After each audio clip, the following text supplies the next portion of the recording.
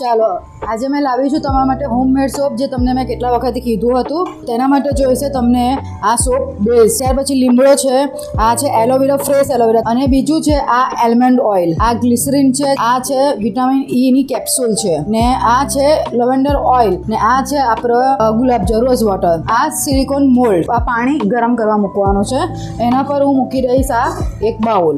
હવે આપણે સોપને આ બેઝને આપણે કટિંગ કરીશું. આ રીતે કટિંગ કરી દેવાનું, આમાં મૂકી દઈશું. હમણાં 5 મિનિટમાં એ મેલ્ટ થઈ જશે. તેમાં આપણે નાખી દઈશું પહેલાં આપણે નીમ, આ છે આપણા તુલસી, એલોવેરા, આમાં રોઝ વોટર નાખીશું. હવે હું એને મિક્સ કરી દઈશ. મેં ગ્રાઇન્ડ કરી લીધું છે. કોટન ક્લોથ્સ છે તેની અંદર હું નાખી દઈશ. બસ હવે આને આપણે ગાળી દઈશું આમાંથી. સાથે જોતા જાઓ, આ મેલ્ટ થતું જાયલું. આપણે નાખીશું 2 ડ્રોપ આલમંડ ઓઇલ, 2 ડ્રોપ છે ને તમારે ગ્લિસરીનના નાખવાના, એના ઓઇલ, તો એના આપણે 2 ડ્રોપ એના નાખીશું. હવે આપણે વિટામિન ઈ ની કેપ્સ્યુલ જે 2 નાખીશું આપણે. બસ હવે આ રીતે મિક્સ કરી દઈશું. ચાલો હવે છે ને આ આપણે આ લિક્વિડ એની અંદર નાખી દઈશું.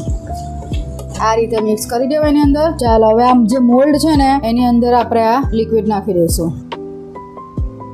ચાલો આ હવે મોલ્ડ આપણે રેડી થઈ ગયા છે.